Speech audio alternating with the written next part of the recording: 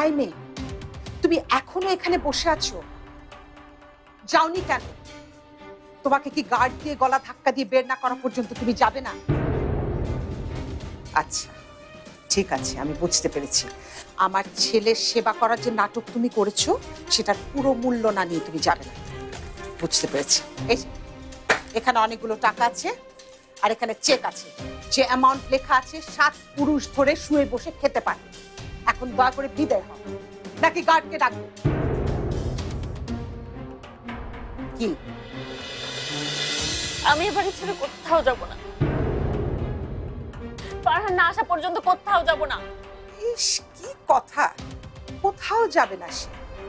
এত কিছু ঘটানোর পরে ওই মুখ থেকে এ ধরনের কথা বলতে লজ্জা করছে না তোমার? যা বেরিয়ে যাও। আর কতবার বলবো? আমি ফারহানের সাথে কথা না বলে এই বাড়ি থেকে এক পাও বাইরে রাখবো না। ফারহান আসবে না, কথা বলা তো দূরের কথা, যতক্ষণ তুমি এই বাড়িতে আছো ততক্ষণ এই বাড়ির রাস্তায় ফারহান ঢুকবে না, বুঝেছো? ফারহানের সাথে আমাকে কথা বলতেই হবে। বাবার মেয়ের মধ্যে তো মিলের কমতি নেই। যতদিন বেঁচে ছিলেন অহংকারে তো মাটিতে পা পড়তো না, আর মরে যাওয়ার পরে আমার জীবনের সব সুখ শান্তি কেড়ে নিয়ে গেছে। আমার ছেলেটাকে আমার কাছ থেকে ছিনিয়ে নিয়েছে। তুমি তো তারই মেয়ে, তুমিও তাই করতে চাও, ফারহানকে আমার কাছ থেকে ছিনিয়ে নিতে চাও, তাই না? আপনি আমার সাথে এরকম করছেন কেন? আমি এত রাতে কোথায় যাব, কার কাছে যাব? আচ্ছা আপনি আমার একটা অনুরোধ রাখুন, প্লিজ ফারহানকে আসতে দিন, প্লিজ। চুপ, একদম চুপ। ওই মুখে ফারহানের নাম আর নেবে না। ফারহান থাকলে আমি তোমার সাথে যা করছি ও তাই করতো। কিন্তু চাচি আমি কোথায় যাব? জাহান্নামে যাও, তোমাদের মতো মেয়েদের জাহান্নামে মানায়। শোনো, এসব নাটক বন্ধ করো, আমি ঘরে যাচ্ছি। 5 মিনিট পর এসে তোমাকে যদি এখানে আমি দেখি, আমি গার্ডকে ডাকতে বাধ্য হব এবং তোমাকে বের করে দিতে বাধ্য হব। সো ভালো ভালো চলে যাও। চাচি চাচি চাচি চাচি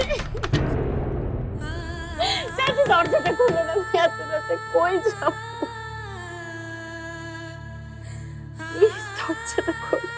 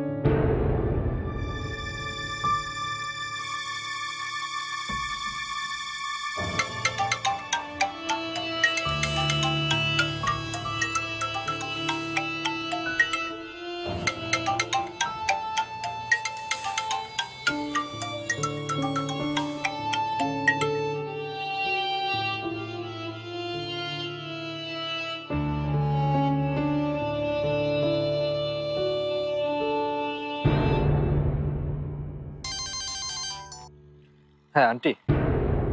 ফারহান কোথায়? কি করছো? শুয়ে শুয়ে আকাশের তারা গুনছে। মানে? মানে দূরে বেঞ্চে শুয়ে আছে, ঠিকমতো দেখতে পাচ্ছি না এখান থেকে, কাঁদছেও বোধহয়।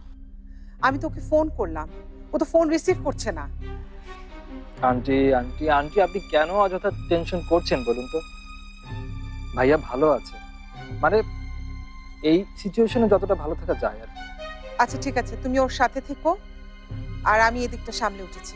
আচ্ছা ভাবিকে কি, না মানে ঝুমুরকে কি বাসা থেকে বের করে দিয়েছেন? তুমি শুধু তোমার কাজটা ঠিক মতো করে করো, ওকে?